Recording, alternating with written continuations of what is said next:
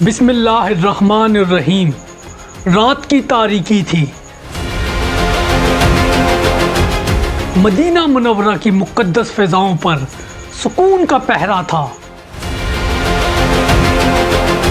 مگر اچانک ایک خواب نے ایک عظیم سلطان کے دل کو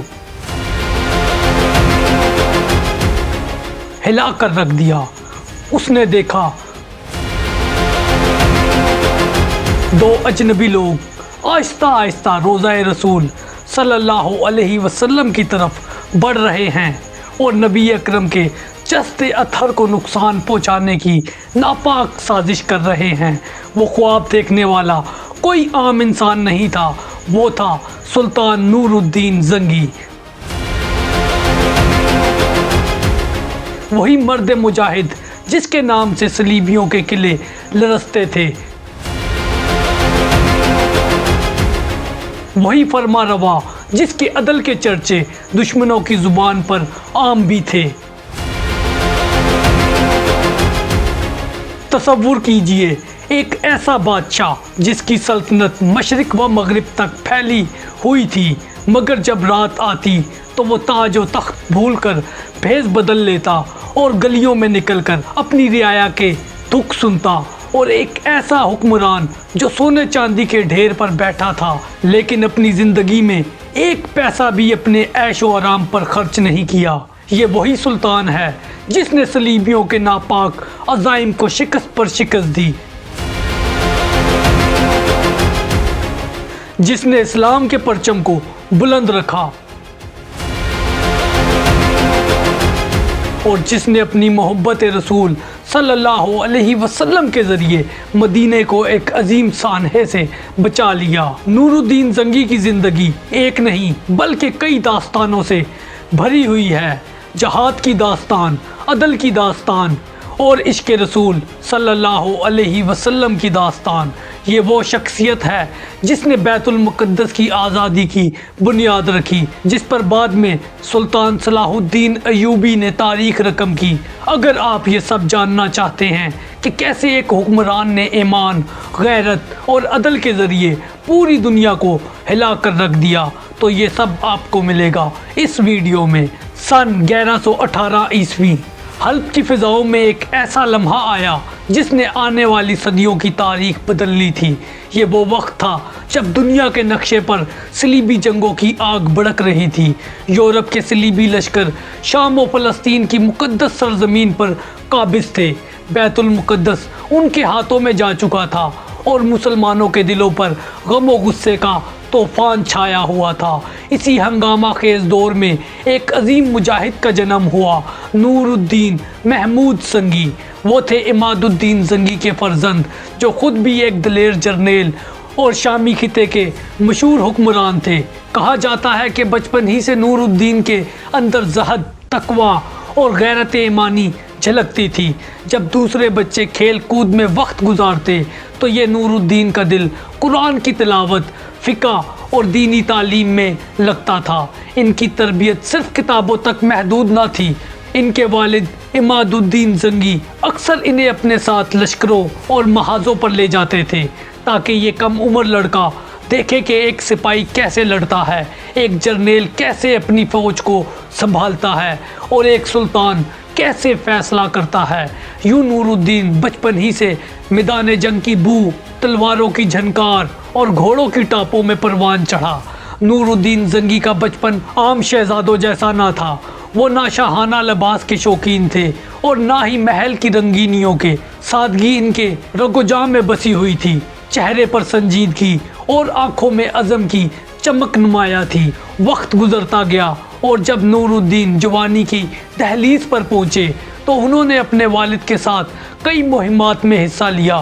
وہ میدان جنگ میں گھوڑے پر سوار ایسے نظر آتے جیسے تقدیر نے انہیں اسی کام کے لیے بنایا ہو۔ دشمن کے سامنے ڈٹ جانا، مشکل وقت میں ہمت نہ ہارنا اور اللہ پر کامل بھروسہ رکھنا، یہ سب نور الدین کی شخصیت کے نمایاں پہلو بن چکے تھے۔ دوستو، سن 1146 عیسوی حلب کی فضا ایک بار پھر سوگوار تھی۔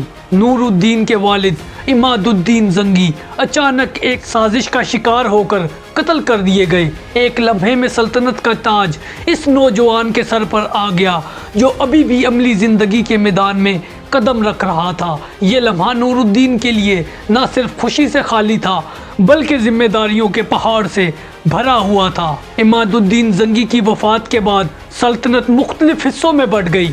حلب اور اس کے اطراف نور الدین کو ملے جبکہ موصل کا علاقہ ان کے بڑے بھائی سیف الدین غازی کے پاس گیا۔ یہ تقسیم دشمنوں کے لیے ایک موقع تھا کہ وہ کمزور پڑے ہوئے زنگی خاندان کو ہمیشہ کے لیے مٹا ڈالیں۔ صلیبی اس گھڑی کے منتظر تھے اور اندرونی طور پر بھی کئی سازشیں سر اٹھا رہی تھی۔ نور الدین کے سامنے سب سے بڑی آزمائش یہ تھی کہ وہ کسی طرح ایک بکھری ہوئی سلطنت کو سنبھالیں، اپنی فوج کو متحد رکھیں اور صلیبی یلغار کا مقابلہ کریں۔ یہاں ان کی حکمت عملی اور بصیرت سامنے آئی۔ انہوں نے سب سے پہلے اپنے بھائی کے ساتھ پرامن تعلقات قائم کیے تاکہ سلطنت کی تقسیم دشمن کے فائدے میں نہ بدل سکے۔ پھر انہوں نے اپنی نگاہ شام کے ان علاقوں پر ڈالی جو صلیبیوں کے قبضے میں تھے۔ نور الدین نے اپنی فوج کو منظم کیا۔ انہوں نے سپاہیوں کے دلوں میں ایمان اور جہاد کی روح پھونک دی۔ ان کے لشکر میں صرف تلوار کی طاقت نہ تھی بلکہ ایک عقیدہ تھا کہ یہ جنگ اللہ کی راہ میں ہے۔ چند ہی برسوں میں نور الدین نے صلیبیوں کو پہلی بڑی شکست دی۔ انہوں نے انطاکیہ کے قریب صلیبی قلعوں پر حملے کیے اور ایک ایک کر کے ان کے مضبوط گڑھ گرا دیے۔ ان کی فتوحات نے نہ صرف مسلمانوں کے دلوں میں امید جگائی بلکہ صلیبی لشکروں پر خوف کی ایک نئی لہر دوڑا دی۔ اس کے ساتھ ساتھ نور الدین نے اپنی سلطنت کے اندر عدل کو قائم کیا، نئے قاضی مقرر کیے اور بازاروں میں انصاف کے ایسے اصول نافذ کیے کہ رعایا ان کے عدل کی مثال دینے لگی۔ یہی وہ دن تھا جب عوام نے اپنے سلطان کو صرف ایک حکمران نہیں بلکہ ایک مجاہد، ایک ولی صفت انسان کے طور پر پہچاننا شروع کیا۔ ان کی فتوحات نے جہاں صلیبیوں کے غرور کو توڑا وہیں اندرونی طور پر ان کے عدل و انصاف نے سلطنت کو مضبوط بنیاد فراہم کی۔ یوں نور الدین زنگی نے اپنی جوانی کے پہلے ہی برسوں میں وہ کر دکھایا جو بڑے بڑے حکمران خواب میں بھی نہ سوچ سکتے تھے۔ انہوں نے مشکلات کو شکست دے کر اپنی سلطنت کو وسعت دی اور ایک ایسے دور کا آغاز کیا جو تاریخ میں ان کے نام کو ہمیشہ زندہ رکھنے والا تھا۔ تو اب نور الدین زنگی نے اپنی نگاہ اس اصل دشمن پر گاڑ دی جو مسلمانوں کے دلوں پر زخم بن کر چبھ رہا تھا، اور یہ تھی صلیبی ریاستیں۔ یہ ریاستیں شام اور فلسطین کے کئی حصوں پر قابض تھی اور بیت المقدس بھی ان کے قبضے میں تھا۔ مسلمان صدیوں سے ان کے ظلم اور لوٹ مار کا شکار تھے۔ نور الدین نے یہ فیصلہ کیا کہ اب وقت آ گیا ہے کہ صلیبیوں کو ان کے قلعوں میں جا کر جواب دیا جائے۔ انہوں نے اپنی فوج تیار کی اور ایمان کے جذبے سے سرشار مجاہدین کو اکٹھا کیا۔ 1149 عیسوی میں مارکہ انب کے مقام پر نور الدین نے صلیبیوں کو ایک فیصلہ کن شکست دی۔ یہ وہی مقام تھا جہاں کبھی صلیبی فوجیں شان و شوکت کے ساتھ داخل ہوتی تھی مگر اب وہی فوج میدان جنگ میں بکھری ہوئی لاشوں میں بدل گئی تھی۔ نور الدین نے نہ صرف دشمن کو پیچھے دھکیلا بلکہ ان کے کئی قلعے مسلمانوں کے قبضے میں لے لیے۔ اس کے بعد انطاکیہ کے شہزادے اور صلیبی عمران نور الدین زنگی کے نام سے کانپنے لگے۔ وہ جانتے تھے کہ اب ایک ایسا سلطان اٹھ کھڑا ہوا ہے جو صرف سلطنت بڑھانے نہیں بلکہ اسلام کے پرچم کو بلند کرنے کے لیے لڑ رہا ہے۔ نور الدین نے انطاکیہ کی سرحدوں پر مسلسل دباؤ بڑھایا اور صلیبیوں کی سپلائی لائن کو کاٹ دیا۔ اسی دوران نور الدین نے دمشق کی طرف رخ کیا۔ یہ شہر اس وقت صلیبی خطرے کے سائے میں تھا اور اندرونی طور پر بھی کمزور ہو چکا تھا۔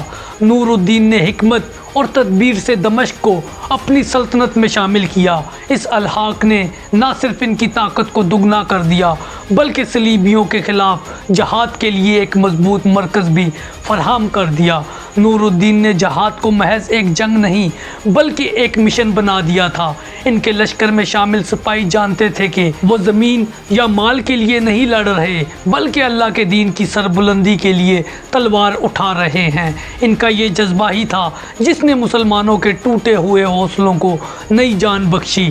نورالدین کی مسلسل کامیابیوں کی خبریں جب یورپ پہنچی تو وہاں خوف کی لہر دوڑ گئی۔ پاپائے روم نے صلیبی حکمرانوں کو نئے جہاد کے لیے ابھارنا شروع کیا، لیکن حقیقت یہ تھی کہ اب زمین پر ایک ایسا سلطان کھڑا ہو چکا تھا جس کے سامنے صلیبی سپاہی بھی بے بس نظر آتے تھے۔ یہ وہ مرحلہ تھا جب نورالدین زنگی نے نہ صرف ایک خطے کے حکمران ہونے کا تصور توڑ دیا، اب وہ پورے عالم اسلام کے لیے امید کی کرن بن چکے تھے۔ ہر مسلمان کی زبان پر ایک ہی دعا تھی، اللہ نورالدین کو سلامت رکھے، کیونکہ یہ وہ شخص ہے جو ہمیں آزادی اور عزت واپس دلا سکتا ہے۔ دوستو، نورالدین زنگی کے لگاتار حملوں نے صلیبی ریاستوں کو لرزا دیا تھا۔ ان کی ہر مہم دشمن کے غرور کو خاک میں ملا دیتی تھی، لیکن یہ صرف شروعات تھی۔ اصل مقصد ابھی باقی تھا، جو تھا بیت المقدس کی بازیابی۔ 1164 عیسوی میں حرم کے مقام پر وہ تاریخی جنگ ہوئی جس نے صلیبی طاقت کی کمر توڑ دی۔